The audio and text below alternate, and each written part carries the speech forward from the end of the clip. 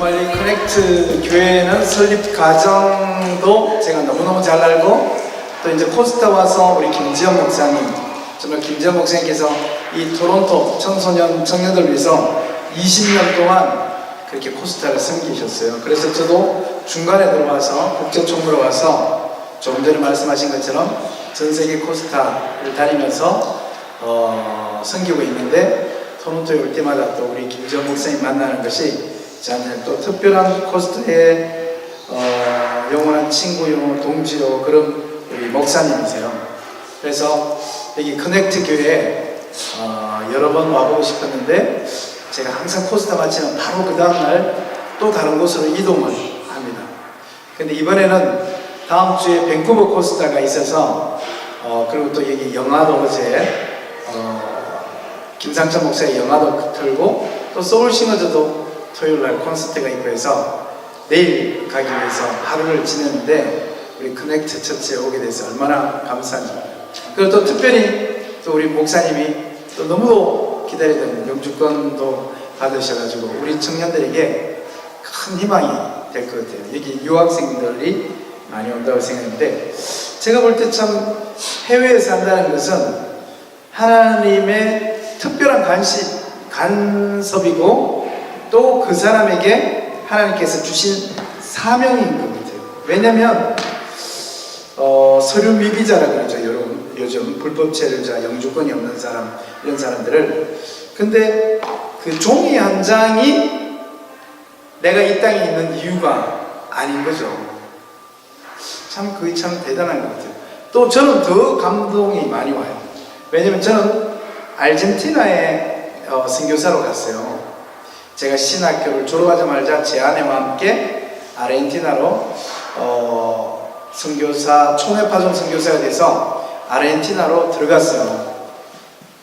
그리고 그런데 그곳에서 감사하게도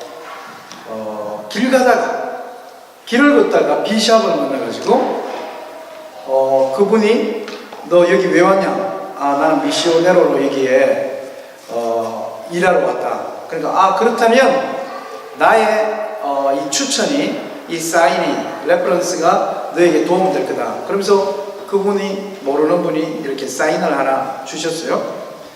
그걸 가지고 이마그레시온에 가니까 거기에서 아르헨티나 부에노스아이레스 도착하고 8개월 만에 저에게 영주권이 나왔어요.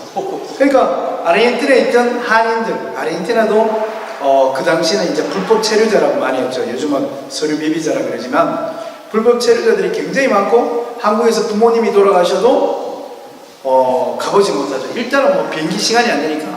돌아가셨다는 소식을 듣고 한국으로 가려면 비행기를 바로 내일 타도 3일이 걸리니까 보통 비행기 안에 28시간 정도를 앉아 있잖아요. 그 경유하는 시간까지는 보통 35시간. 1월 달에 여기 보니까 브라질리언이 있는데 1월 달에 산파울로에서 코스타가 있었어요. 그래서 제가 1월 15일에 산파울로에서 한 주 동안 있다가 왔어요.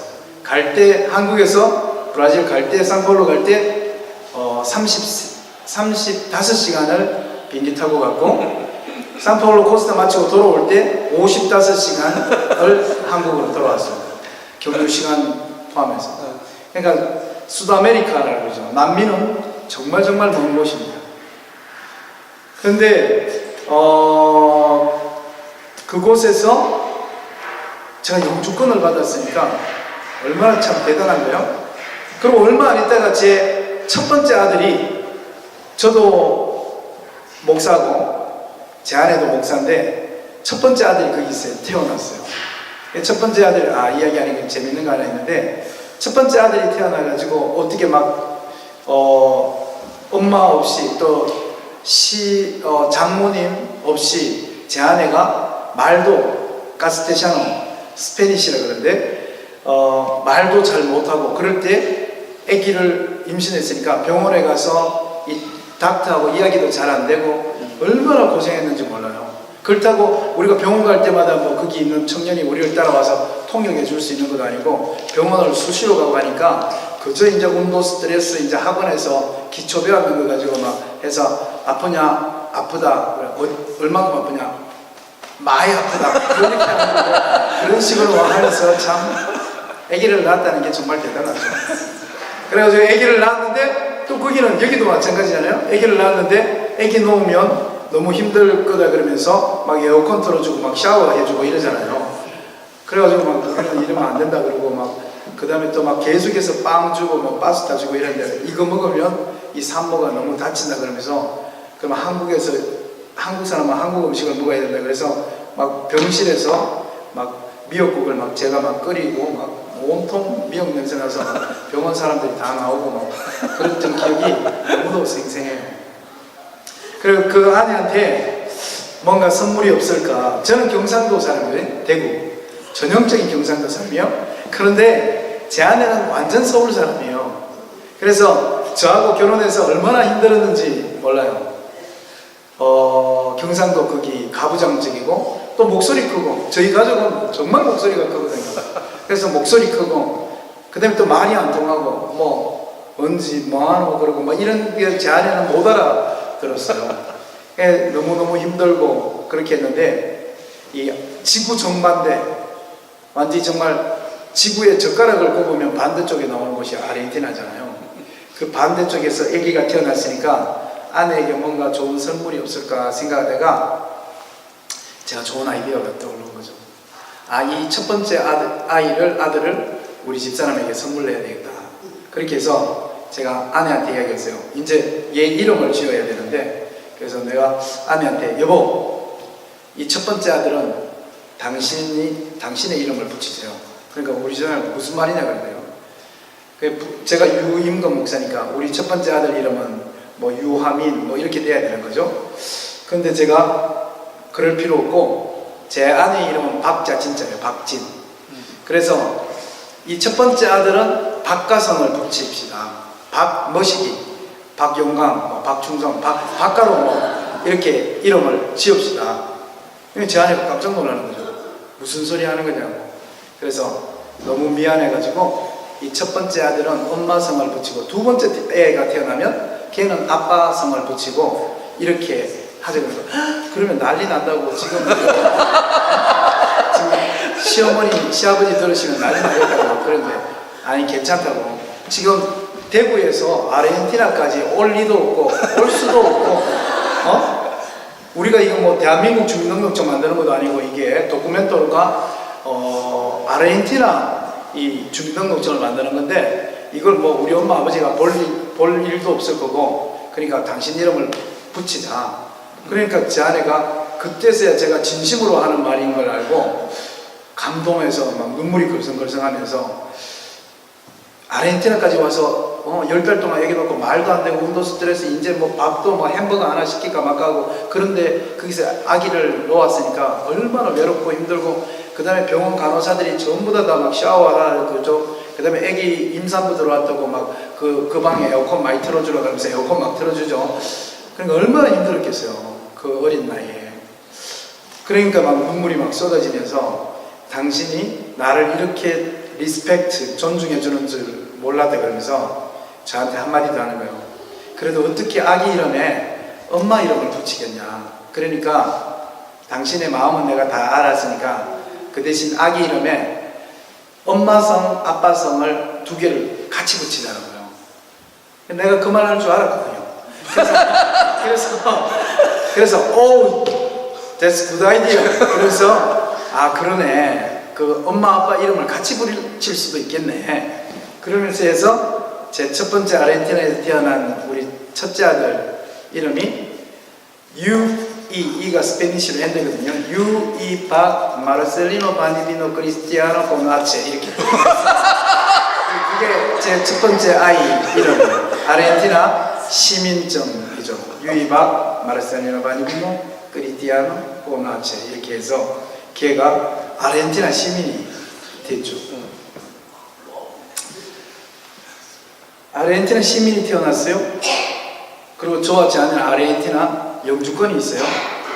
그러면 제가 아르헨티나에 지금 있어야 돼요. 아르헨티나에서 살 수 있는 모든 조건을 다 갖추고 이민자들이 해외에 있는 유학생들이 그렇게 부러워하는 시티즌십하고 영주권을 갖고 있잖아요. 도큐멘트로.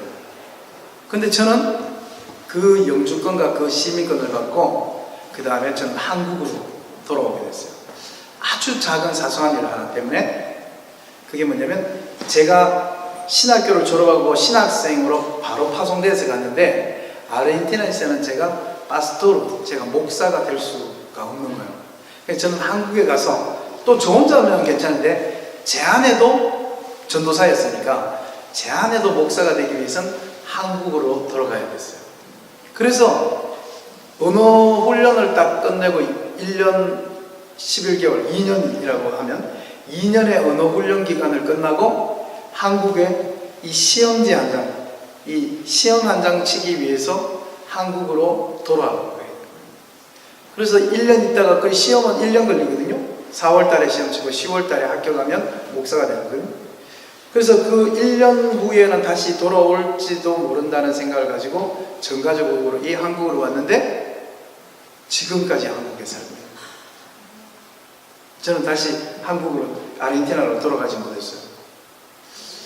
이제 지금 여기서부터 이 스토리 얘기만 제 이제 부산 친구들하고 다 나오게 되는데, 부산에, 기도 운동을 그 시험 치는 기간 동안 부산에 청년들하고 한 20명 정도가 같이 기도를 하는 모임에 갔다가 그 청년들하고 같이 휩쓸려서 기도하다가 그 기도 모임이 300명, 500명, 1500명, 15,000명, 그리고 1년 뒤에는 20만 명이 모이는 기도 모임이 됐어요. 그래서 저는 한국을 떠나지 못하고 그 청년들과 더불어서 8년 동안 부산에 기도 운동을 하면서 8년이 지나갔고, 그 8년 정도 지났는데 서울에서 홍정길 이동원 목사님 이런 분이 전 세계에 있는, 부산에 있는 청년들을 유인근 목사가 잘 돕는다 그러더라. 그래서 전 세계에 있는 청년들을 유인근 목사가 만나주면 좋겠다면서 호스타에 오프를 해주셨어요.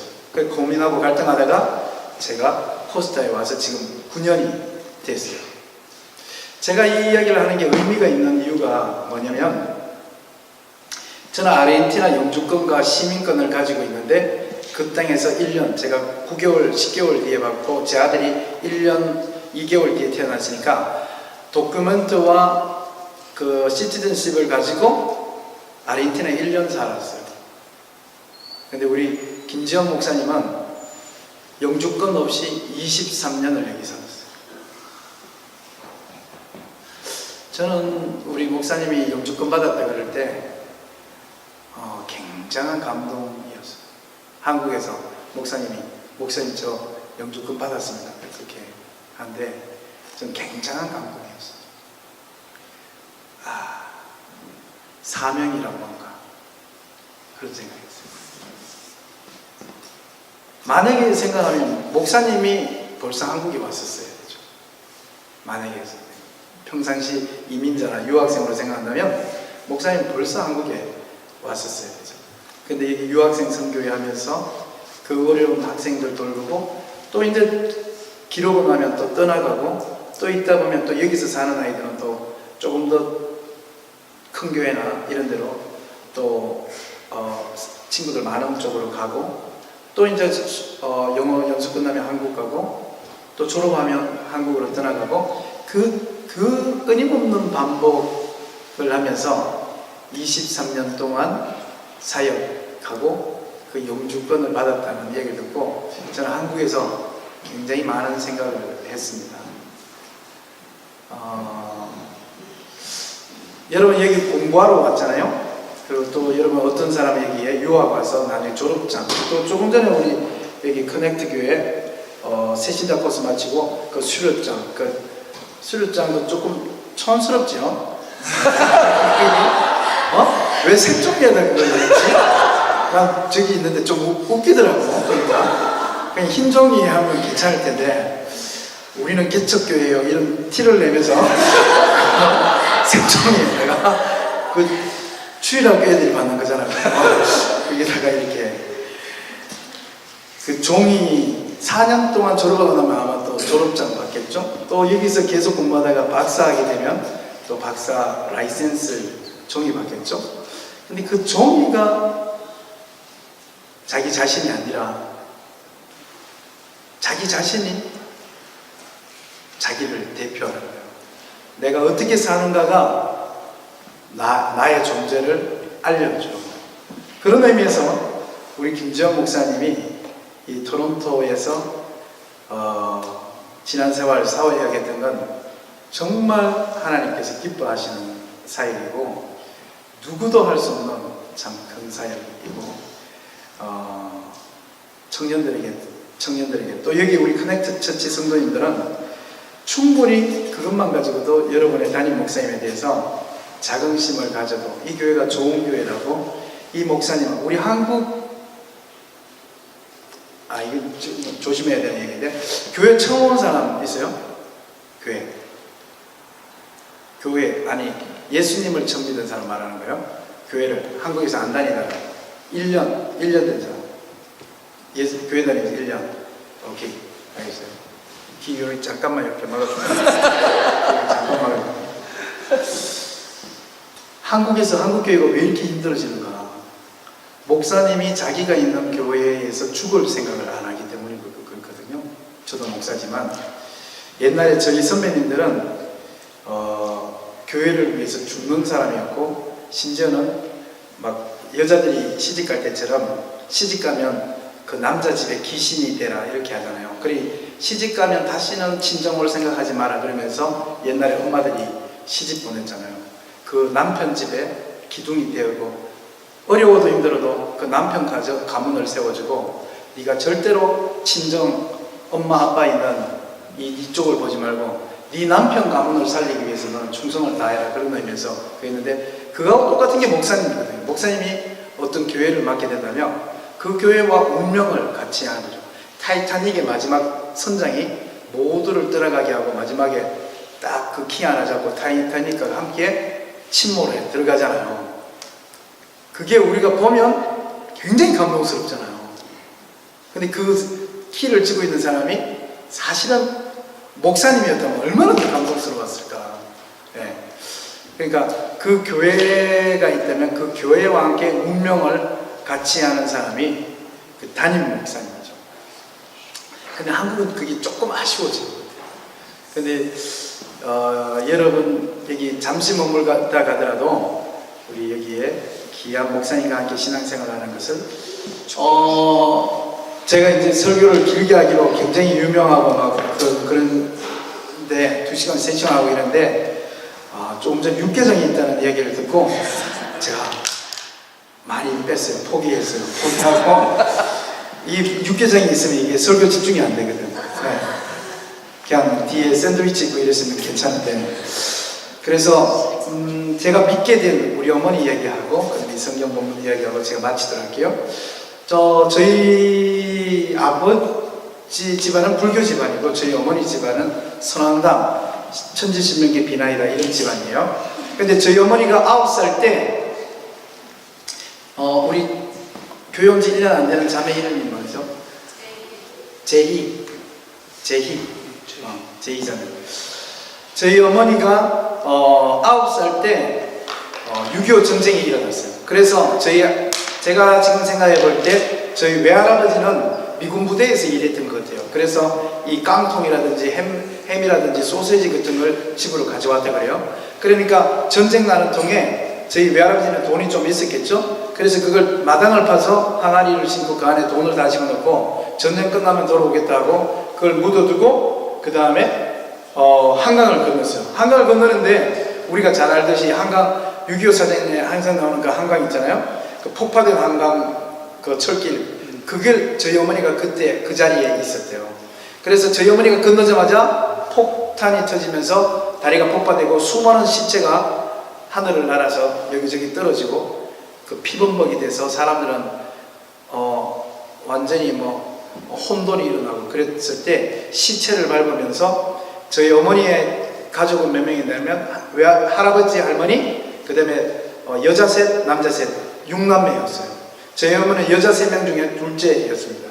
그래서 내려오는데 막 갑자기 자기 앞에 어머니 앞에 차가 하나 미국 차가 하나 쓰더니만 거기에서 내려서 어떤 군인 아저씨가 초콜릿을 나눠주면서 한마디 하셨어요. 초콜릿을 먹으라 그러면서 애들에게 나눠주고 저희 엄마 남매들에게 나눠주고 그 다음에 차를 타기 전에 한마디를 했대요. 전쟁 때 많은 사람들이 죽을 거야. 그렇게 이야기하고 어떻게든 남쪽으로 계속해서 늘어가라고. 그 다음에 한 이야기가, 근데 우리가 살아있어도, 전쟁을 피해서 살아있어도 우리는 언젠가 죽게 될 텐데 예수님을 알게 되면 죽어도 다시 살아나는 천국이라는 곳이 있고, 예수님을 모르면 죽어도 영원히 죽는 지옥이라는 곳이 있다. 그래서 예수님을 너희들이 믿어라. 그리고 이 미국 병사가 안 되는 한국말로 지금 생각하면 사형리, 복음을 전하고 집차를 타고 들어갔어요. 그래서 저희 어머니는 그 9살 때 기억을 가지고 그 다음에 잊어먹고 이쪽으로 내려와서 어디에 정착하셨냐면 대구, 제 고향이 대구라고 그랬잖아요. 대구에 정착을 했습니다. 근데 저희 할머니는 지나치게 남존여비 사상을 갖고 있었어요. 그래서 남자는 잘 돼야 되고 여자는 남자의 종이 돼야 되고, 그렇게 해서 이 서울에 있는 재산을 다 잃어버렸으니까 이 남자 3명, 형제 3명을 키워야 저희 가문이 다시 일어나니까 외할머니가 남자 형제 3명을 공부를 시키고 여자 자매 3명을 공장에 집어넣습니다. 그래서 이 딸들이 벌어온 돈으로 아들을 공부를 시키는 거죠. 그리고 저희 할머니는 매일 아침마다 물을 떠넣고 비나이다 비나이다 천지신명께 비나이다 하면서 선왕당을 믿고 있었습니다. 근데 이제 시간을 주기 위해서 이 이야기를 많이 건너뛰면 저희 어머니만 열심히 공장에서 일을 해요. 새벽에 들어가서 밤에 별을 보고 나오면서, 그리고 월급을 받으면 그 월급을 전체를 어머니에게 갖다 줘서 그 돈을 가지고 오빠들이 공부하고 이렇게 된 거예요. 근데 이제 처녀가 됐을 때 갑자기 피를 토하면서 그냥 피를 쏟아서 한 대야 세숫대를 쏟아낸 거예요.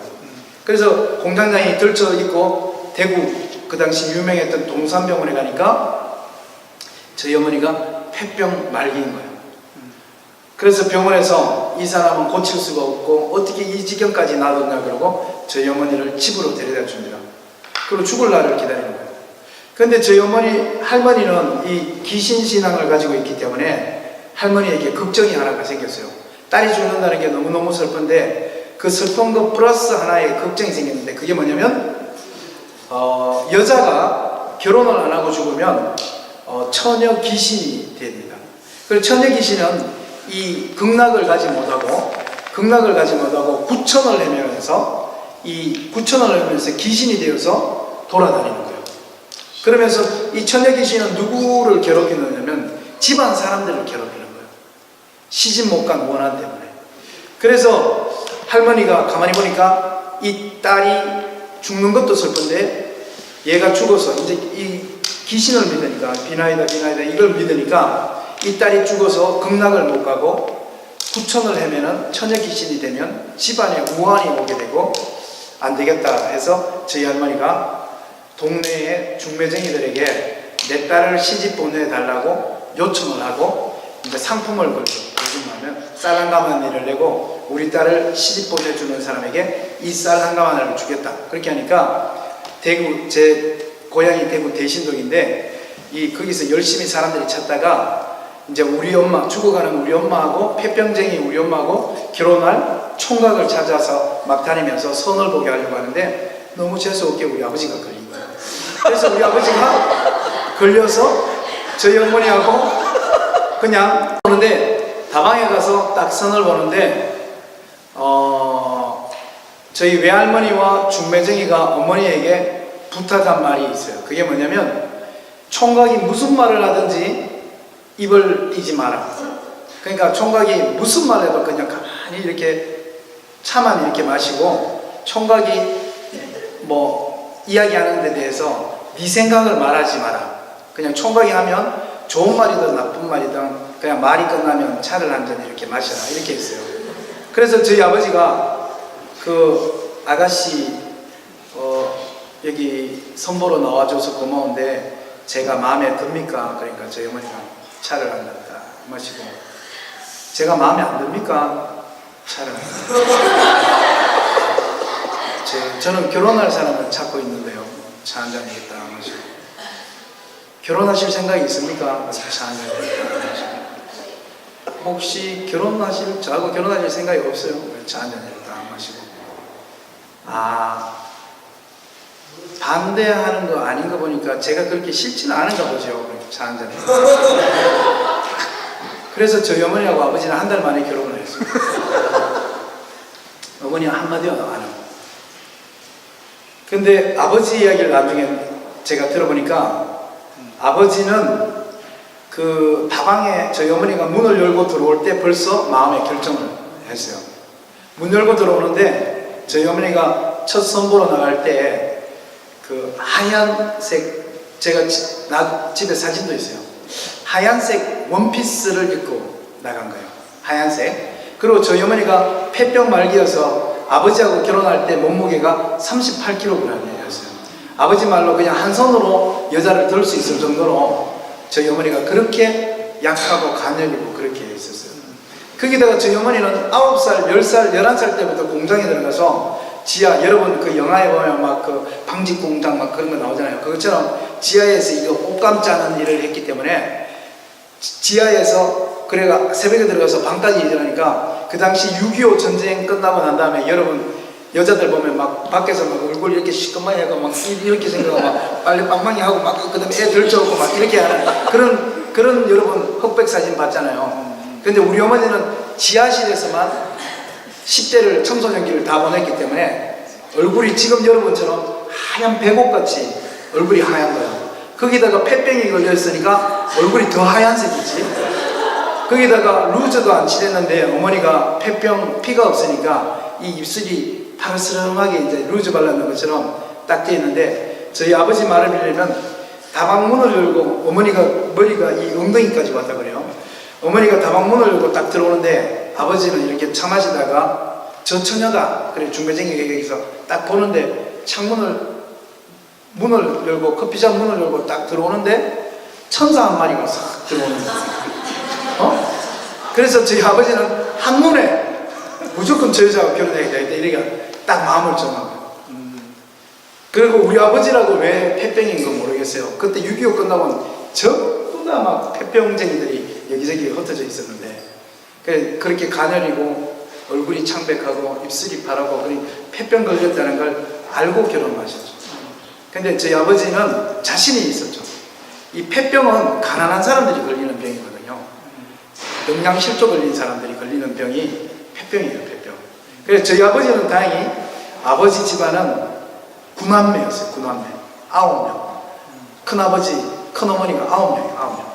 9명 중에 우리 아버지가 막내고 저희 아버지 집안은 대구 성문시장에서 옷감 장사, 그러니까 포목전으로 성공한 집안이에요.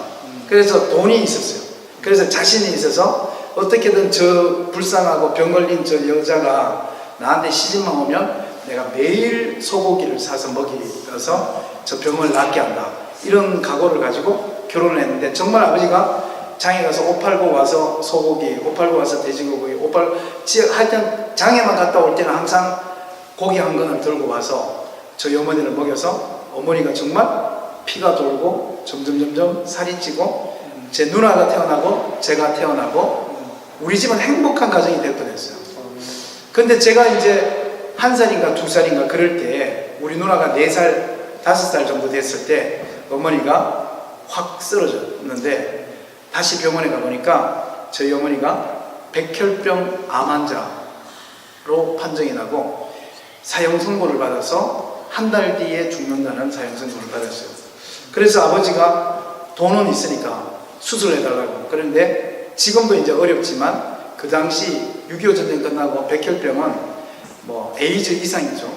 그러니까 이건 절대 못 고치는 병이고 남아있는 한 달을 병원에서 똥오줌 쉬다가 보내지 말고 남아있는 한 달을 집에서 가족과 함께 있다가 보내는 게 좋겠다고 병원에서 입원을 거절하고 집으로 보냈어요.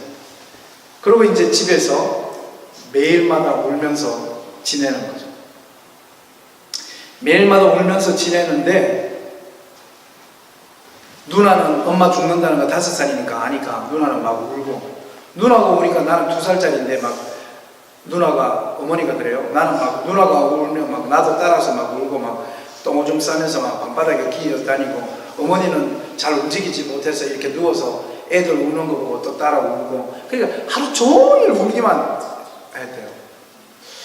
그런데 한참 울고 있는데 갑자기 미국 병사가 생각이 난 거예요. 9살 때 전해받은. 맞아, 사람이 죽으면 천국과 지옥이 있다는데, 그 생각이 딱 나니까 미치는 거지. 그래가지고 나는 한 달 뒤에 죽는데, 한 달 뒤에 죽으면 나는 천국 가야 되는데, 나처럼 이렇게 고생한 사람은 천국 가야 되는데, 그럼 막 갑자기 막 힘이 나면서 천국 가고 싶어가지고 저희 외할머니를 불러서, 엄마 나 교회 데려다 줘. 그때 엄마 기억나? 우리 한강철도 부러지고 나왔을 때 그 미국 아저씨가 초콜릿 주면서, 사람은 모두가 죽는다. 지금 안 죽어도 다 죽는데 나중에 다 죽었을 때 어떤 사람은 천국에 있고 어떤 사람은 영원한 죽음의 지옥에 있는데, 예수님을 알게 되면 그렇게 하는데, 엄마 교회에 가서 내가 예수님을 만나야 돼. 엄마 나 교회 보내줘 하고 저희 할머니한테 매어 달린 거예요. 근데 저희 할머니는 너무도 독실한 이 선앙당 신앙을 가지고 있어서 그 엄마의 부탁을 들어주지 못했어요. 그리고 따라 내가 너무너무 미안하지만 너를 교회로 데리고 갈 수는 없다. 내가 지금 네가 처녀 귀신 되는 거 내가 막아보려고 내가 널 시집 보냈는데, 너는 이제 죽으면 극락을 가게 된다. 구천을 헤매지 않고. 근데 네가 지금 예수 귀신을 받아들이면, 이 서양에서 왔는 예수 귀신을 받아들이면 우리 집안 귀신이 다 화가 난다.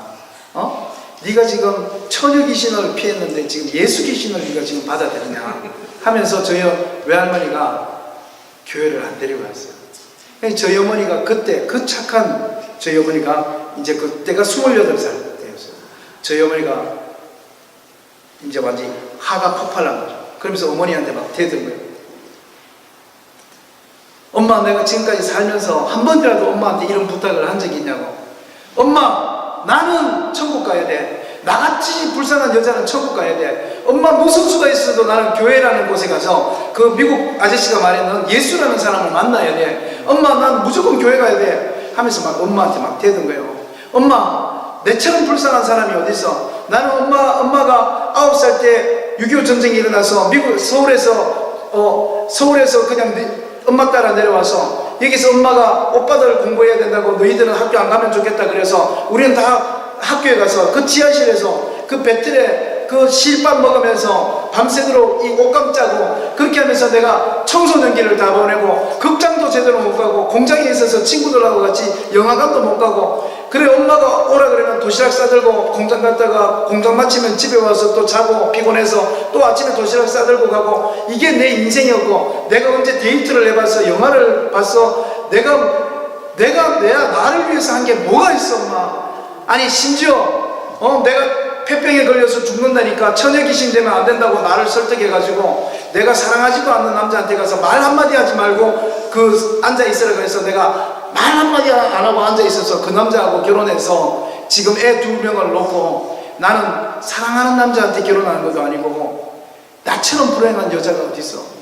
엄마 나는 죽어서 반드시 천국에 가야 돼. 내같이 불쌍한 여자는 천국 가야 돼. 만약에 사람이 죽어서 그냥 펑 하고 터져버리고 이 재가 되고 먼지가 돼가지고 우주에 그냥 쓰레기로 이렇게 돌아다니면 괜찮아. 근데 만약에 그 미국 아저씨 말처럼 사람이 죽어서 눈을 떴는데 천국과 지옥이 있다 그러면 나는 지옥에 억울해서 못 가. 나는 지옥에 진짜 억울해서 못 가. 나 같은 사람은 천국에 가서 행복하게 살아야 돼. 엄마 막 교회 데려다 달라고 막 할머니한테 막 매달리는 거야. 근데 우리 할머니는 우리 엄마를 교회에 데려다 주지 않았어요. 예수 귀신이 들어오면 지방 귀신 전체가 난리가 나기 때문에. 그래서 우리 어머니가 할 수 없이 저희 아버지한테 매달렸어요. 여보 용서해달라고.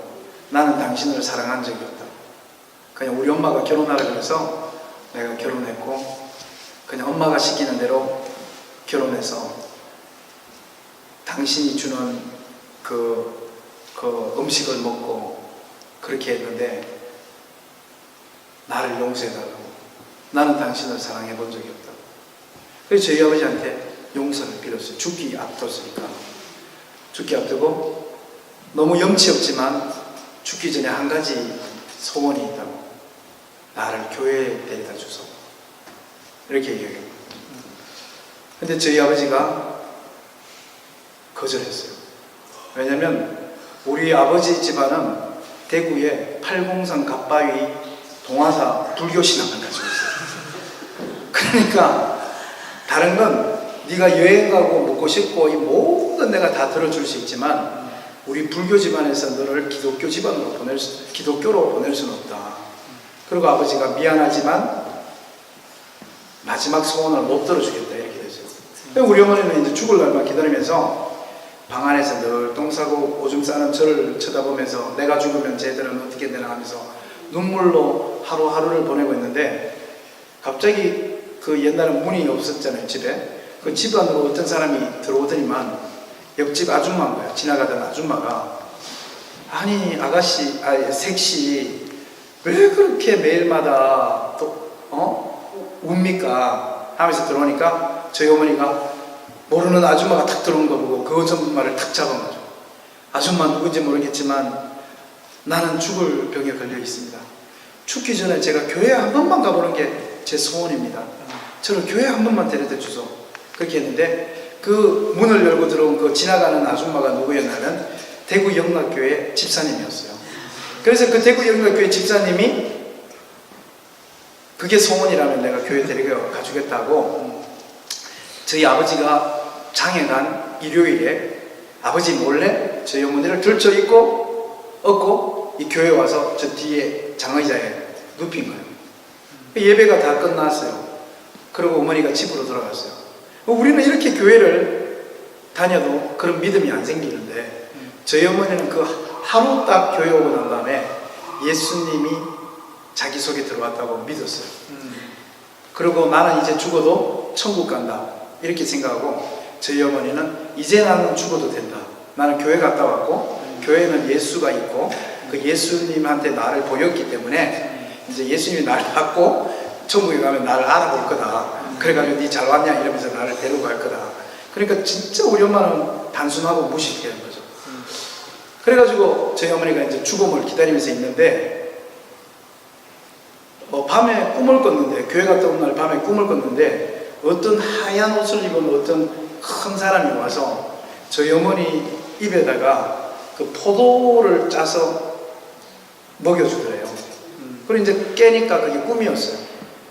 근데 이제 한 달이 지났는데 안 죽었어요. 2달, 3달, 6달 됐는데 점점 힘이 나고 조금씩 일어나서 부엌 일을 할 수 있게 되고 그래서 이게 어떻게 이렇게 된 일인가 하고 동산병원에 다시 가보니까 병원 의사들이 놀렐루야가 된 거예요.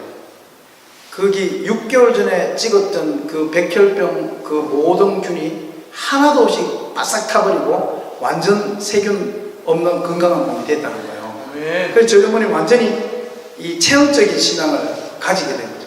그 다음부터 저희 어머니는 할머니가 말리든 우리 아버지가 교회 가지 말라고 뭐 방해하든 말든 무조건 막 주일날 아침, 새벽, 금요철야, 수요 예배, 오후 예배 어머니는 교회 중심으로 모든 생활을 다 한 거예요. 할머니가 막 붙잡고 인연아 그래도 가고 뭐 하면서 결국은 교회 중심으로 막 생활을 한 거예요. 그런데 보니까 이렇게 저처럼 우리 김전 목사님처럼 젊은 목사님이 교회 가면 뭐 한국교회 예배가 얼마나 많아요. 새벽 예배 6번 있죠. 그다음에 수요 예배 있죠. 목요 예배 있죠. 금전철야 있죠. 토요 예배 있죠. 주일에 또 예배, 오전 예배, 오후 예배, 저녁 예배 있죠. 그런데 이렇게 젊은 사람이 옷을 입고 설교를 하는데 매 시간마다 막 설교를 하는 거예요. 설교를 하고 막 이 사람 이야기하고 저 사람 이야기하고 그래서 저희 어머니가 학교를 안 다녔으니까 우리 어머니는 사람 만나면 할 말이 없단 말이에요. 책을 읽은 게 없으니까 말할 게 없잖아요. 그냥 뭐 이렇게 뭐 날씨 좋다 이런 이야기는 할 수 있지만 뭘 이렇게 아는 것을 말해야 되는데 뭐 그 자연의 이야기든지 뭐 유관순 이야기든 아는 이야기를 해야 되는데 어머니한테는 이게 들어간 게 없었기 때문에 어머니는 할 말이 없는 사람이에요. 지식이 없어서. 그래서 저희 어머니가 이 목사님이 너무너무 신기한 거죠. 어떻게 매일마다 말을 하니까, 그리고 막 일요일에는 3번씩 말을 막 하는데, 그러니까 저희 어머니한테는 도대체 저 사람은 왜 저렇게 많은 이야기를 알고 있나 싶어서 궁금해서 저 사람은 왜 저렇게 말이 많냐고 그렇게 하니까 그 옆에 있는 사람이 저게 저 사람 말이 아니고 사실은 이 까만 책에 다 이런 이야기라고. 지금 저 젊은 목사가 지금 다윗, 뭐 막달라 마리아, 뭐 마리아, 뭐 기도원, 요셉, 저게 다 저 목사님이 지어낸 그 동화책 이야기가 아니고 목사님이 이거 전날에 보고 다음날 와서 요셉 이야기하고 또 그 전날 기도원 보고 그 다음날 와서 기도원 이야기하고 그냥 다윗 보고 다윗 이야기하고. 그러니까 저 목사님이 아는 이야기가 아니고 이 책 속에 있는 이야기라고 하니까 저희 어머니가 이 성경책을 곧장 장에 가서 이걸 하나 산 거예요. 그때부터 이 성경을 보물처럼 우리 할머니가 보여줘요. 그 이 선앙당 신앙에 그건 뭐냐면 신주 단지가 있어요. 거기다가 쌀이라든지 물을 넣어놓고 그걸 계속 이렇게 비나이다 이렇게 하는 거거든요. 그래서 저희 어머니는 이거 이제 신주 단지처럼 요걸 이제 이렇게 이제 성경이 이제 신인 거죠, 성경이. 그래가지고 이 신을 이제 이렇게 모셔놓고 여기다가 이제 기도하고 이렇게 어머니가 할머니 신앙을 흉내내면서 요 성경책을 가지고 다니는 거예요. 근데 어느 날 이제 하길래 오늘처럼 창세기 28장 펴겠습니다 이러니까 저희 어머니는 학교를 안 다녔으니까 이 글자를 모르거든요. 그럼 이걸 안 펴야 되는데 사람들이 다 펴니까 저희 어머니도 어느 날 이걸 딱 열었대요. 딱 열어가지고 이제 이걸 딱 드는데 거꾸로 이렇게 딱 들고 이렇게 있습니다. 근데 새신자가 얼마나 중요한지 교회 처음 온 사람을 우리 한국교회가 다 놓쳐버렸잖아요. 그리고 지금 교회 다니는 사람은 다 옛날부터 교회 다니는 사람들이잖아요. 옛날부터 교회 다니는데 아직도 천국에 대한 믿음이 없는 사람들, 그 사람들이 다 교회에 앉아있잖아요. 전 코스타 이렇게 많이 하지만 지금 제가 1월달에 상파울로 코스타, 지금 제가 집 나온 지가 한 5주째 되는 것 같아요. 1월달에 상파울로 코스타 마치고 바로 그 다음 주에 모스크바 코스타, 그 다음 주가 쿠알라룸푸르 코스타, 그 다음 주가 독일 코스타, 그 다음 주가 치앙마이 코스타, 그 다음 홍콩, 중국 칭다오. 그래 집에 가서 빨래 한 주에서 지금 토론토에 온 거예요. 그래 토론토 얘기 끝나면 이제 내일 밴쿠버 가서 한 주간 지나고 한국에 들어가게 돼요. 저는 1년 내내 이렇게 돌아다니는 거예요. 근데 제가 앉아있는 애들 이번에 한 500명 정도 왔더라고요. 그 500명 정도 앉아있으면 저는 어떻게 생각하는 줄 알아요? 그 중에 반은 예수 안 믿는다고 저는 생각하고 시작을 해요. 와 있는 아이들, 수련회 와 있는 아이들의 반은 예수님을 교회 다니는 거하고 예수 믿는 거하고 틀리거든요. 근데 제가 이렇게 이민교회나 한국에, 저는 교회가 없어요. 제가 그렇다고 절이 있는 건 아니고, 제가 교회가 없어요. 지금도 마찬가지로 커넥트 교회 설교하잖아요. 다음 주 가면 이제 토론토 뭐 온누리교회나, 밴쿠버 온누리교회나, 밴쿠버 뭐 그런, 열린교회나 그런 데 가서 설교하겠죠. 매주 딴 교회 가요. 한국에 가서도 전 교회가 없어요. 강사님, 이찬수 목사님, 유기성 목사님, 김동호 목사님, 강사님들 교회에 매주 가서 설교하거나 아니면 가서 목사님 만나러 찾아가거나 주일날 가장 목사님을 많이 만날 수 있으니까. 그래서 저는 1년 52주가 다른 교회에 갑니다. 그래서 제가 이렇게 와서 어떨 때에서는 이렇게 오늘처럼 설교하고 어떤 때는 저 뒤에 앉아서 이제 예배 드리고 하는데 여러분한테 너무 죄송해요. 그런데 지금 제가 그렇게 생각하니까 어쩔 수 없어요. 이렇게 앉아있으면 이 중에 반은 예수님 안 믿는다고 저는 생각해요. 지금 제가 우리 어머니 이야기하는 것도 사실은 그 사람을 위해서 제가 지금 이야기하는 거예요. 교회는 다니는데 아직 예수님이 마음에 안 믿어지는 사람을 위해서 지금 제가 어머니 이야기하는 거예요. 지금 한국교회의 가장 큰 어려움은 교회에 다니는데 예수님이 안 믿어지는 거예요. 예전에 우리 엄마는 안 그랬어요. 예전에 우리 엄마는 교회 가면 예수를 믿었어요. 그래서 이 귀신들이, 이 사탄들이 교회 가는 걸 그렇게 막았어요. 그래서 여러분 드라마나 이런 거 보면 여러분 엄마, 여러분 할머니 교회 이야기 들어보면 다 그렇잖아요. 막 교회 가는데 아버지가 때렸고 뭐 머리를 다 깎아버렸고 막 남자애들은 교회 가니까 아버지가 눈썹을 다 밀어버리고 교회 못 가게 하고 그런데도 몰래 막 청바지, 제 친구, 저도 전도 많이 했거든요. 그러니까 제가 목사가 됐죠. 제 친구 불교 다니는 애 전도했는데 대학생 아니다. 근데 고등학교 2학년인데도 교회 가는데 아버지가 몽둥이로 때렸어요. 그래 걔가 교회를 너무너무 오고 싶어가지고 걔가 어떻게 왔는지 아세요? 고등학생들한테 정장은 청바지잖아요. 청바지하고 티잖아요. 그러니까 얘가 청바지만 입으면 아버지가 이놈의 자식 놈을 또 교회 가려고 그러면 그럼 막 때리고 하니까 얘가 그냥 주일날 농구공 들고 추리닝 입고 그 다음 위에는 후드티 입고 그러고 교회를 왔어요. 그리고 농구공 이러면서 운동장 갔다 올게요 그러면 아버지가 모르는 거예요. 그러면 나와서 교회 거기 고동부실에 얘 청바지와 티셔츠가 걸려 있었어요. 그래서 농구 넣고 추리닝 벗고 청바지 입고 그래 나와서 여기서 찬양 인도하고 걔가 그렇게 했었어요. 그 교회 가면 예수 믿는 거예요. 그러니까 교회 가면 때리고 막 머리 여자들은 머리 아버지가 깎아버리고 막 남자들은 문선 밀고 막 그러면서 어떻게든 교회 안 가게 하려고 귀신들이 사탄들이 얼마나 방해를 많이 했는지 몰라요. 근데 제가 보니까 지금은 아니요. 이 귀신이 이 사탄들이 엄청 스마트해졌어요. 엄청 스마트해져서 교회 가도 예수 안 믿는 법을 발견해냈어요. 그래서 사탄들이 오히려 교회를 보내 가슴 아픈 이야기지만 이민교회는 더 심합니다. 이민교회는 교회 가면 신앙이 있다가도 신앙을 잃어버리기 쉬운 곳이 이 해외에 있는 토론토, 밴쿠버, 시드니, 쿠알라룸푸르 이민교회 너무도 쓸데없는 갈등이 많고 너무도 쓸데없는 질투들과 가십들 한 가지 이야기 조문한 건 이게 사회가 대구 200만, 서울 1000만, 부산 300만 이런데 이민사회는 많으면 5만, 6만, 밴쿠버 뭐 7만, 시드니 여기 토론토 많다 그래도 10만 여기 가면 에드먼턴 만, 캘거리 뭐 10,000명 쿠알라룸푸르 가면 3만 명 3만 명, 2만 명, 5만 명, 7만 명은 대한민국에서 면이요 면 영덕군, 강구, 보령, 충청 보령 이런 곳이에요. 그러다 보니까 이 토론토가 아니고 사실 한국 사회를 보면 보령, 중남 보령, 남해, 거제는 이거보다 더 크죠. 거제만 해도 60만, 70만인데 거제 안에 있는 그 외도 근처, 보길도 이런 데요. 그러니까 토론토를 생각하면 안 돼. 토론토를 생각하면 돼요. 그러니까 이게 한인사회가 작다 보니까 여기서 조그만 이야기거리가 나와도 이걸 계속 번티기 하면서 나쁜 이야기로 바꿔서 떠돌아다니면서 그냥 별것 아닌데 어제 저녁에 설거지 했는데 설거지 하다가 뭐 퐁퐁을 좀 많이 썼어요. 그러니까 아이고 참 사치가 많고 소비가 많고 물건을 함부로 팍팍 쓰고 뭐 퐁퐁을 거기 쪼매만 이렇게 해도 되는데 아이고 그 집사님 퐁퐁을 반을 짜더라고요. 나중에 보면 반을 짠 게 아니라 완전 드럼통으로 갖다 줬는데 그 집사님 식당에 넣지 마라 그러고 막 난리가 나고 그래가지고 교회 오면 상처를 더 많이 받아.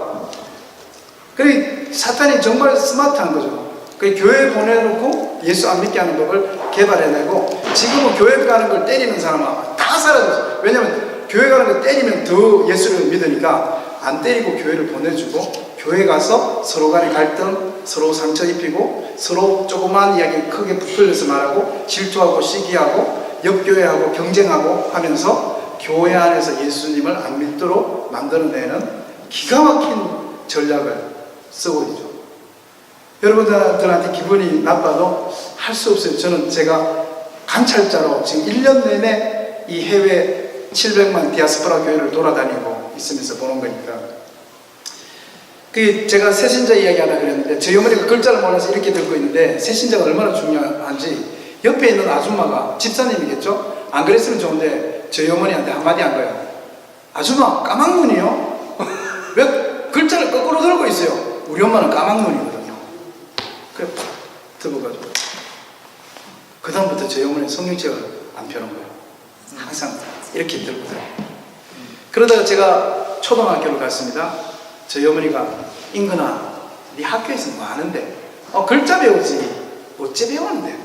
기역, 니은 이렇게 색연필로 이렇게 얘가 기역 10번, 미음 10번, 뭐 아 10번 이렇게 막 쓰는 거야. 그러니까 어머니가 인근이 학교 갔다 오면 네가 학교에서 배운 국어 나한테 가르쳐 달라.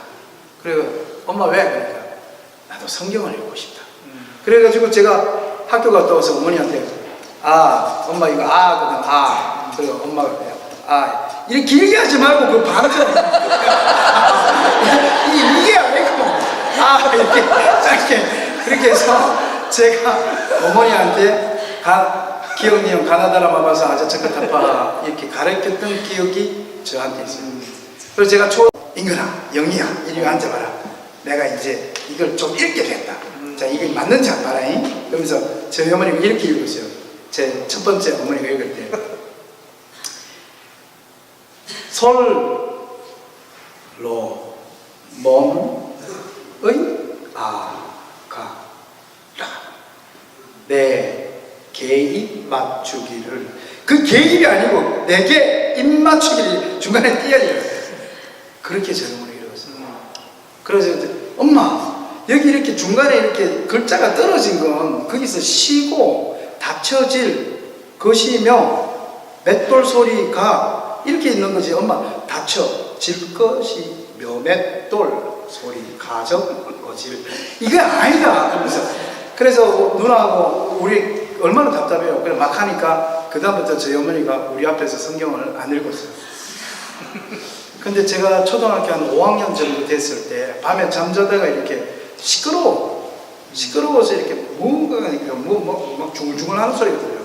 그래서 눈 떠가지고 이렇게 딱 보는데 그때 우리 어머니가 성경책을 성경 책상 위에 두고 읽는데 이렇게 읽고 있어요. 길거리 문들이 닫혀질 것이며 맷돌 소리가 적어질 것이며 새의 소리가 나며 이런 거 음악하는 여자들은 다 새하여질 것이며 또 그런 자들은 높은 것을 두려워할 것이며 어머니가 이렇게 읽고 있었어요. 너무도 놀랐죠. 저희 어머니는 성경을 200번 정도 읽다가 나중에 헤아리기를 그만뒀대요.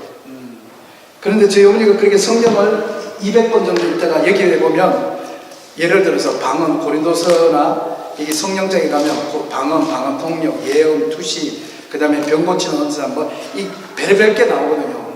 저희 어머니는 무식하니까 배운 게 없기 때문에 성경에 있는 이야기는 다 믿는 거예요.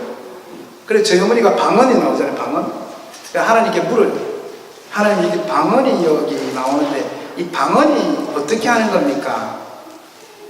그리고 이제 가면 이제 설교하잖아요. 여러분 방언기도 하시는 분 손 들어보세요. 그리고 막 부흥 강사들 이야기하잖아요. 저희 어머니가 성경 읽다가 방언이 터진 거예요. 그래 방언 보면 그 다음에 있잖아요. 방언 통역의 은사를 방언 통역은 랄랄라 사랑하는 내 딸 랄랄라 뭐 어찌고 하고 하면서 저희 어머니가 방언 통역을 막 하는 거예요. 저희 어머니는 성경을 나중에 알고 보니까 어머니는 우리 누나하고 나하고 그때쯤 내 동생도 태어났는데 누나하고 나하고 학교 보내고 우리 동생 젖 먹여서 재우고 아버지 시장 가고 그러니까 저희 어머니는 10시부터 시작해서 오전 10시부터 시작해서 아버지가 장에서 돌아오는 6시까지가 그 8시간이 엄마에게는 예배의 시간이었고 그 8시간 동안 책상다리 펴놓고 앉아가지고 이걸 지음이 받은 산이 없었느니라 이러면서 저희 어머니가 읽다가 나중에 지음이 받은 산이 없었느니라 나의 후에도 없으라 곧 나는 여호와 나 외에 본자가 없느니라 이렇게 읽을 정도까지 저희 어머니가 성경의 박사가 된 거예요. 그때쯤 되니까 저희 어머니가 이제 교만해지기 시작하는 거죠. 교만해지기 시작하는 거예요. 왜냐면 뭐 과학이나 자연이나 산수나 뭐 영어나 이런 거 배웠으면 우리가 배울수록 배우는 사람일수록 겸손해지는 거예요. 배울수록 영어 배우면 내 옆에 또 스페니시 하는 애가 있거든. 스페니시 한다고 조금 이제 뻐기는데 저 뒤에 또 브라질리언이 있잖아. 포르투게스를 막 하잖아. 배울수록 내가 아는 게 별로 없다는 걸 점점 깨달아가기 때문에 배울수록 사람은 겸손해지고 무식할수록 사람은 교만해질 수밖에 없는 거예요. 그래서 호세아서에 보면 하나님께서 우리한테 말하잖아요. 너희가 여호와를 알라, 힘써 알라. 우리 예수 믿는 사람은 이 성경을 이 주일날 와서 이 성경 본다는 건 예수 안 믿는 사람, 제가 그랬잖아요. 사탄이 우리 교회 다니는데 예수 안 믿게 하는 법을 안다고. 그게 뭐냐면 주일날 외에 성경책을 안 펴도록 만들고, 심지어 요즘 한국교회는 주일날에도 성경 부제, 여기도 나오네. 스크린에다, 야, 이거 위험한데, 저거. 스크린에 다 떠서 청년들이 성경 안 갖고 교회 가도 된다는 걸 다 알아.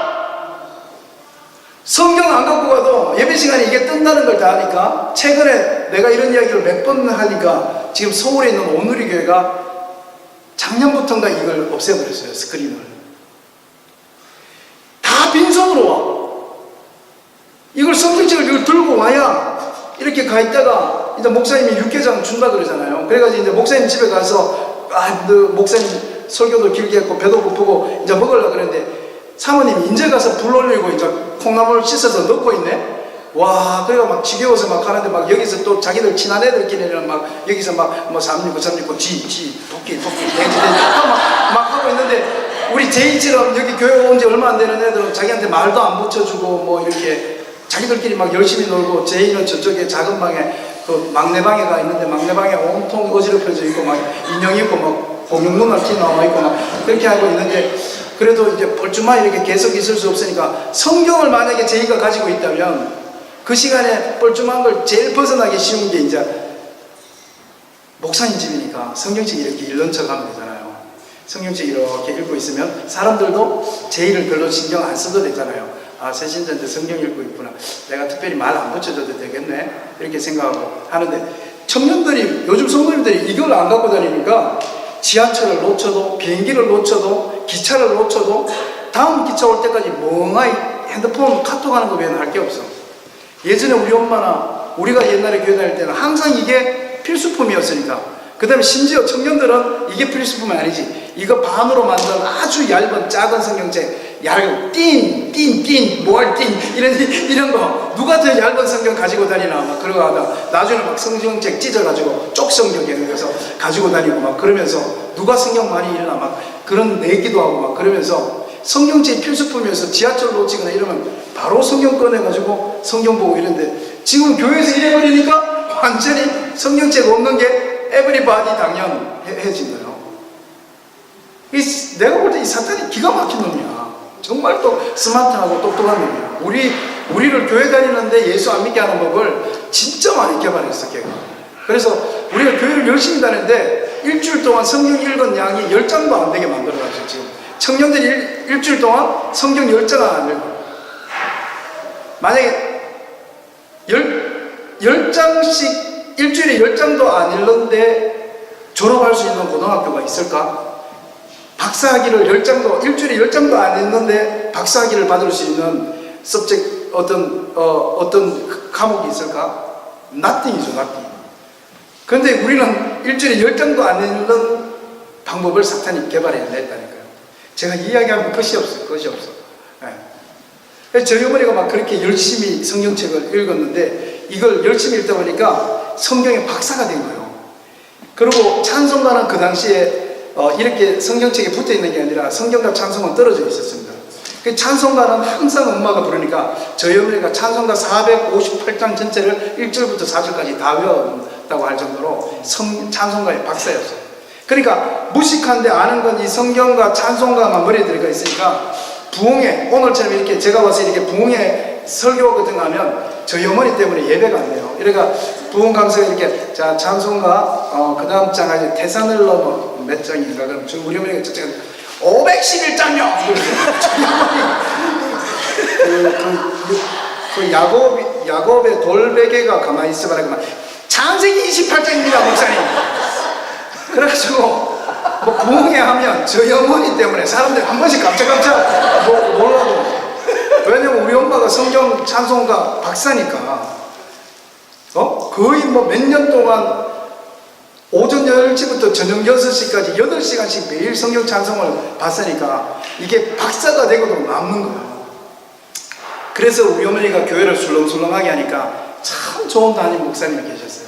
그 담임 목사님이 저희 어머니에게 이 성경 찬송만이 아니라 이 성경 찬송 이제 겸손해지려면 자기 성찰, 리플렉션을 해야 겸손해지잖아요. 그래서 그 목사님이 저희 어머니에게 기도 명령을 내렸어요. 성경 한 장 읽고 기도하고 성경 한 장 읽고 기도하고 그럼 기도하면 큰 하나님 앞에 작은 나이가 가기 때문에 기도를 많이 할수록 겸손해진단 말이에요.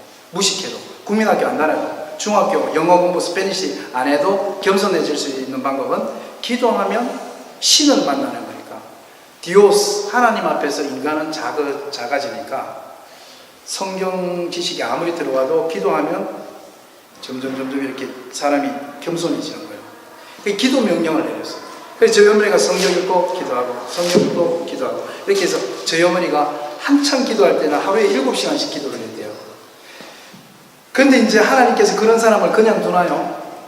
이제 저희 어머니가 이제 교회 다닌 지 몇 년 지나니까 이제 성가대 하라, 뭐 찬양팀 하라 이거 하듯이 저희 어머니를 보니까 무식하고 학교는 안 다녔고 초등학교도 안 다녔고 근데 성경은 너무 알고 그 다음에 찬송가도 힘있게 하고 그 다음에 기도도 하면 하나님 도와주시옵소서 하고 기도도 힘있게 하고 하니까 저희 담임 목사님이 이 사람은 은사 배치를 죽어가는 암환자, 중환자실의 중보기도 팀으로 부목사한테 따라가게 한 거예요.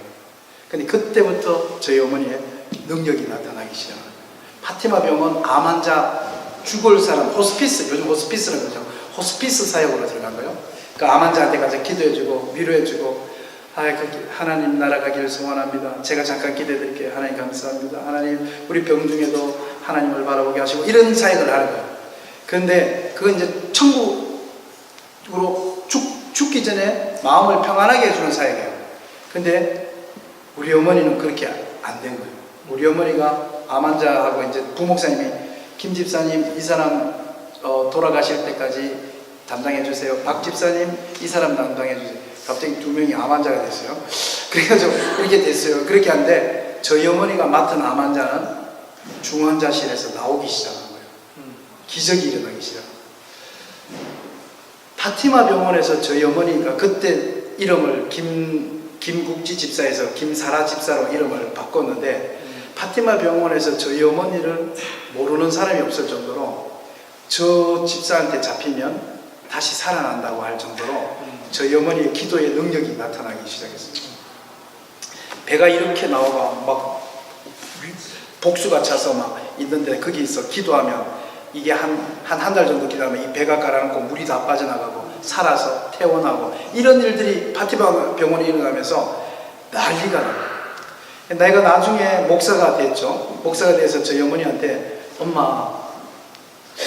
엄마는 그때 내가 그 기억에 내가 우리 고등학교, 중학교 이럴 때 엄마가 암 환자들 굉장히 많이 낫게 했잖아.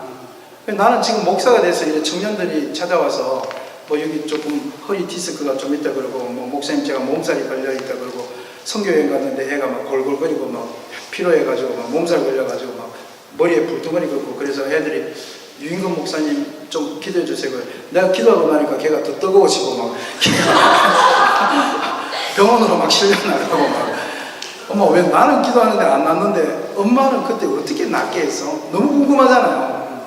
그래서 내가 엄마한테 물어보니까 어머니가 이렇게 이야기하시죠. 인건아, 나는 내가 그때 어떻게 낫게 했는지 사실 나도 모른다. 근데 이상하게 내가 기도하면 사람들이 낫더라고. 왜 그런지 나도 몰라. 아니 엄마가 뭐 기도하는 방법이 있었을 거 아니에요. 글쎄 그것도 아닌 것 같고 근데 뭐 한 가지 니한테 말해줄 수 있는 건 어머니가 이렇게 얘기해요. 내가 암 환자를 만나요. 그래, 김 집사님 이분 위암 환자고 지금 말기인데 돌아가실 때까지 돌봐드리세요 하면 그때 이제 가서 딱 보고 보면 옆에 이 아줌마 옆에 애가 있잖아요. 지금 여기 우리 사총사처럼 이렇게 애가 이렇게 있잖아요. 그럼 그걸 딱 보는 순간에 저희 어머니에게 눈물이 나면서 28살 우리 엄마로 돌아가요. 우리 엄마가 방바닥에 누워있고 누나하고 나하고 엄마 죽지마 엄마 죽지마 똥 싸가지고 똥 오줌 막 이렇게 막 해코지 하면서 엄마 죽지마 하면서 울던 장면이 생각나면서 갑자기 컴패션 연민의 정이 확 올라오면서 이 아줌마가 죽으면 얘들 어떡하나 그 생각나면서 그 아줌마한테 가서 예수 믿는 사람 안 믿는 사람 상관없어요. 중환자실 전체를 커버하는 거예요. 그래야 믿는 사람이든 안 믿는 사람이든 가서 선포를 해요. 아줌마 살 소망까지 있어. 그러면 나는 죽음 없음이라요. 왜 그렇게 생각합니까? 이 아들 생각 안 합니까? 살려고 생각하세요. 의사 선생님도 이제 2달밖에 안 남았다 그래요. 그러면 제 어머니가 얘기해요.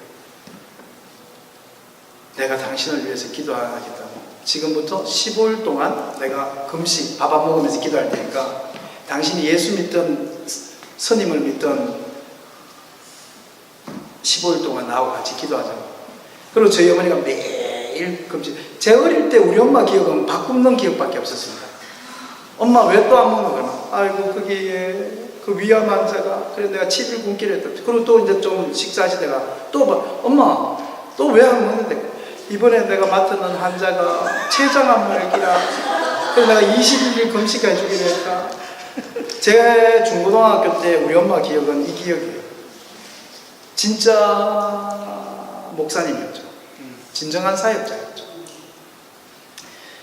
그래서 저희 어머니가 그렇게 막 3일 4일 굶으면 사람이 이제 저처럼 이런 사람이 한 5일 정도 안 먹으면 이게 이렇게 표가 나잖아요.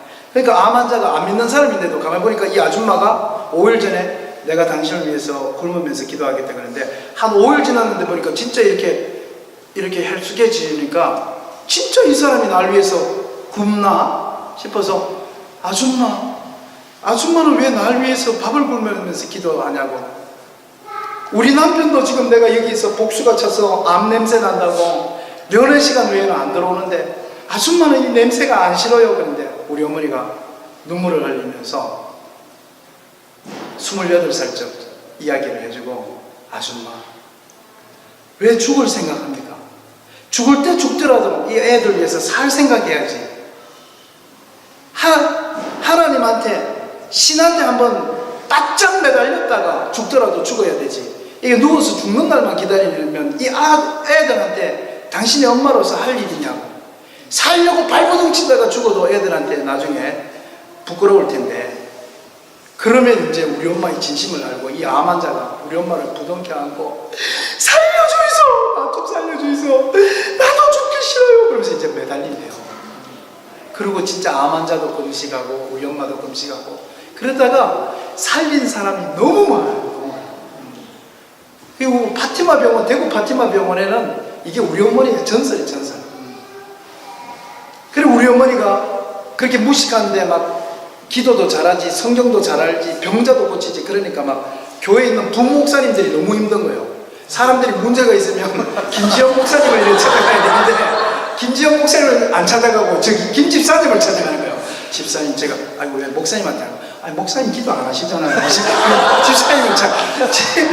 집사님이 제 기도 좀 해주시고 집사님을 더 의지하니까 이게 교회 영적 질서가 담임 목사를 찾아가야 되는데 기도 잘하는 여집사를 찾아가니까 근데 우리 그 담임 목사님 참 좋은 분이었어요. 정영환 목사님이라고 아주 인품이 뛰어난 거예요. 그 목사님이 우리 어머니에게 교회에서 하는 성경 공부반에 들어오라 그랬어요. 그래 베델 크로스웨이 그 다음에 40일 성경 탐구 생활 다 하고 어머니가 그걸 또 성실하게 했어요. 그러니까 저희 목사님이 그러면 조금 더 한 단계 높여서 더 높은 성경 공부로 1년 동안 하는 성경 공부에서 성경 공부를 하고 그런데 우리 어머니가 배움에 대한 열망이 있다는 걸 알고 집사님 학교를 안 다녀도 졸업장을 따는 방법이 있다고. 목사님 그게 무슨 방법이냐고. 검정고시라는 게 있는데 그건 국민학교 검정고시, 중학교 검정고시를 따기 쉽다 그래서 저희 어머니가 그 목사님의 지도를 받아서 중학교 국민학교 검정고시를 따고 그 다음에는 이제 조금 이제 이 중학교 졸업장이 있으니까 동산성서신학원이라고 이제 학력이 인정되는 성서신학교에 들어가서 졸업하고 전도사가 됐어요. 여전도사가.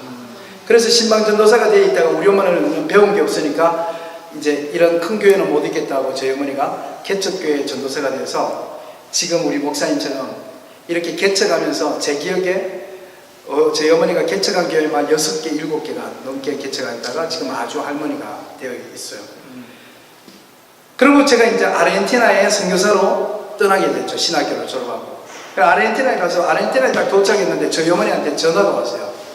인근아, 어머니 여기 잘 도착했습니다. 그러니까 인근아, 그래 잘했다. 그래 하나님 앞에 충성하고 열심히 해라. 그러면서 근데 인근아, 내가 니한테 한 게 의논할 게 있더라고요. 뭔데요? 그러니까 근데 여기에 저희 어머니 대구에 계시거든요. 이 대구에 저기 신학교가 하나 분교가 들어왔는데라. 저기 서울에 있는 교산 신학교가 하나 들어왔는데 그게 학장님이 내가 나를 몇 번 보더니만 나한테 MDB 그 박사과정을 들어오라 그러네. 그래서 내가 엄마 정신 있어요? 엄마가 지금 전도사 하는 것만 해도 대단한데 무슨 신학교 그 목사과정을 그 MDB 코스 그건 대학원 코스예요. 엄마가 지금 이제 전문대를 나온 거 아니에요? 그 전도사. 그 전문대 나온 것만 해도 대단한데 무슨 대학원을 가요? 그러니까. 그래, 나도 그래 생각하는데 이 목사님이 그래, 나하고 이렇게 좀 다니시다가 전도사님 같은 분은 목사님이 돼야 된다고. 전도사님 같은 분이 목사 안 되면 대한민국의 목사가 누가 되겠냐고. 장학금을 줄 테니까 우리 학교 들어오라고. 뭐 몇 년을 공부하더라도 졸업하면 되잖냐고 하면서 들어오라 한다. 그러니까 내가 엄마 말도 지금 거기 가서 뭐 헬라어하고 뭐 히브리어하고 그 신학 공부가 지금 뭐 장난인지 아세요? 그리고 제가 끊었어요. 그리고 3년이 지났어요. 그리고 제가 이제 아르헨티나에 제 목사 시험 때문에 한국으로 제가 돌아왔잖아요. 돌아오고 한 달 뒤에 보니까 저희 어머니 졸업식이었어요.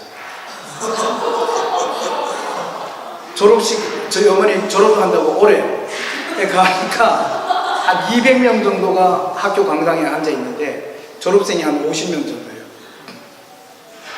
그리고 여기서 모든 순서를 다 하고 그 다음에 뭐 축사 다 하고 난 다음에 이제 사각 모자 검은 졸업복 딱 입고 있는데 저희 어머니가 제일 앞자리에 앉아 있어요.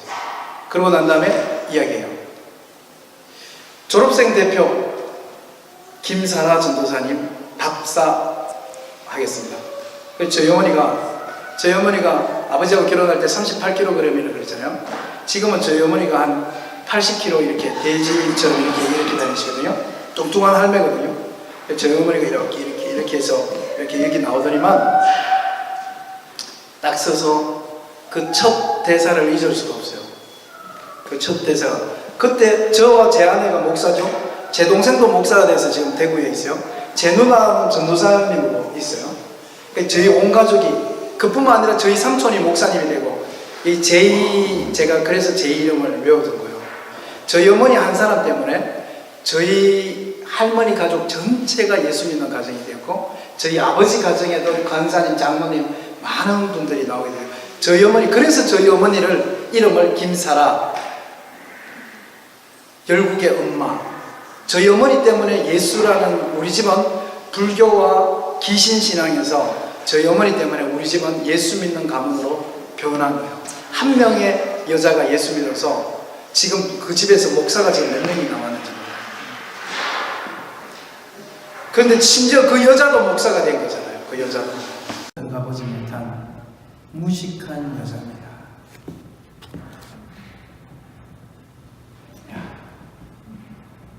그러는데 학생들이 다 울고 눈물바다가 됐어요. 나처럼 무식한 여자가 예수라는 사람을 만나서 내가 이렇게 학교도 안 다녔는데 초등학교를 중학교를 내가 대학원에 이 석사 모자를 이 줄을 이렇게 넘기게 될 줄이야. 예수 그리스도를 만난 그날이 내 인생에서 가장 빛나는 날이었다고 이야기하는데 사람들이 울기 시작하는데 제일 많이 울었는 사람이 누구겠어요? 제일 뒤에 앉아있던 그때는 우리 기쁨이까지 태어나서 손자까지 데리고 뒤에서 있는데 저는 뒤에 앉아서 완전 정말 끄이끄이 울었어요. 왜냐면 우리 엄마가 얼마나 무식한 여자인지 내가 너무 잘 알거든요. 우리 엄마처럼 무식한 여자가 없는데 그 무식한 여자가 어떻게 예수님을 만나고 난 다음에 어떻게 저렇게 유식한 여자가 돼서 저렇게 멋진 연설을 할 수 있을까? 어떻게 우리 그 무식한 엄마가 저렇게 모두를 울리는 저 감동적인 저 연설을 할 수 있을까? 저는 정말 많이 울었어요. 정말 많이 울었어요.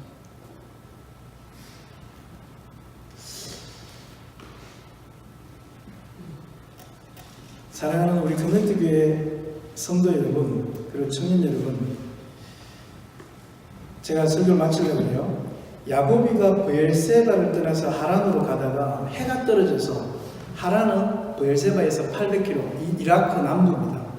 근데 여러분 여기 교회 다니면서 제2 빼고 교회 오래 다닌 사람들이니까 이 앞에 이야기를 다 알잖아요. 그 아는 게 우리 병이라. 그 알아가지고 성경에 감동이 없어. 그게 다시 이게 자기 이야기로 들려야 돼요. This is my story, not your story. 이게 내 이야기로 들려요. 내 이야기. 야곱이 형하고 싸움하다가 형에게 형이 죽인다 그래가 도망가고 엄마 아빠도 떠나가라고 그래서 이 야곱이가 17, 18, 19 됐을 때 엄마 아빠가 형은 죽이려고 그러고 엄마 아빠는 도망가라 그래가지고 삼촌이 있는 저 이민 저기 토론토 몬트리올 그 먼 데까지 막 도망을 오는데 중간에 열심히 아침부터 걸었는데 80km를 걸어서 11시간을 걸었다 그래요. 10시간 11시간을 걸어서 팍 쓰러졌는데 거기가 오늘 이 장소예요. 쓰러져 가지고 있는데 보니까 바위가 있어요. 그래서 동물을 피해야 되니까 거기 들개나 이런 걸 피해야 되니까 그 바위 위에 조금이라도 높은 데 가서 자야 되겠죠. 그래서 조금 더 이렇게 높은 데 바위에 갔는데 거기에 이제 돌 하나가 있어서 그 돌을 끄집어 당겨가지고 이 돌을 가까이 있고 만약에 곰이나 사자 같은 거 오면 그대로 들어가지고 막 이렇게 치려고 하고 이렇게 해야 되니까 뭔가 보호처가 필요하니까 그 돌을 끌어당겨가 자기 옆에다 이렇게 해가 머리 베고 이렇게 자고 있는데 여러분 야곱의 지금 마음이 어떨까요? 다시 물을게요. 야곱이 혼자였던 적이 있어요? 없었지. 17살, 18, 19, 20살 이 토론토 올 때까지 야곱은 혼자였던 적이 없어요. 엄마 아빠 집사님이고 장남이고 브엘세바에서 가정 예배드리고 영적인 보호처 속에 있었어요.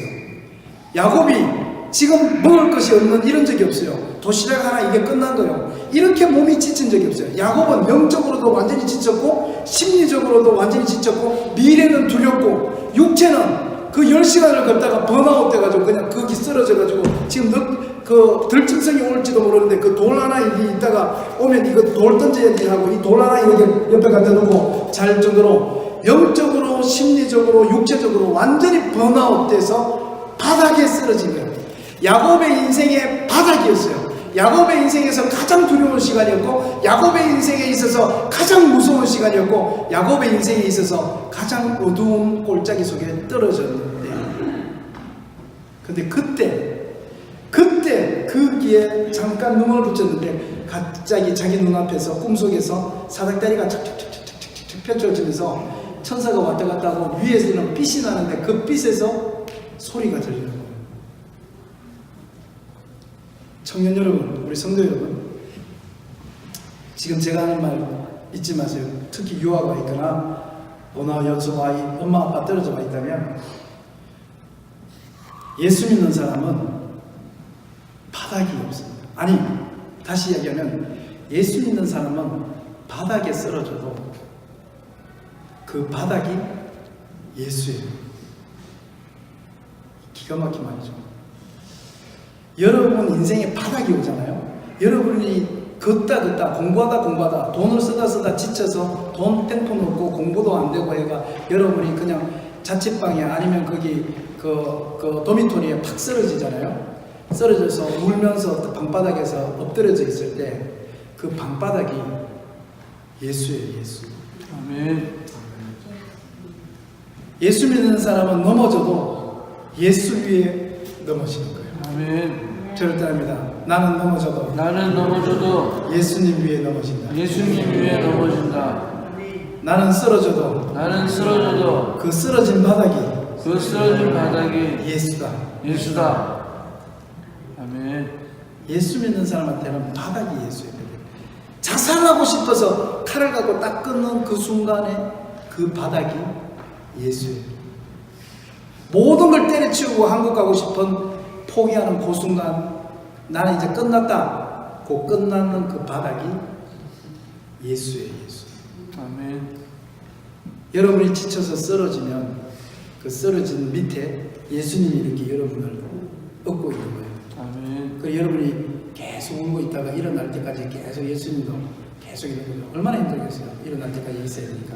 계속 있다가 여러분이 이제 그만 울고 이제 저녁밥 먹어야 되겠다 하고 일어나면 예수님이 이제 이렇게 일어나는 거예요.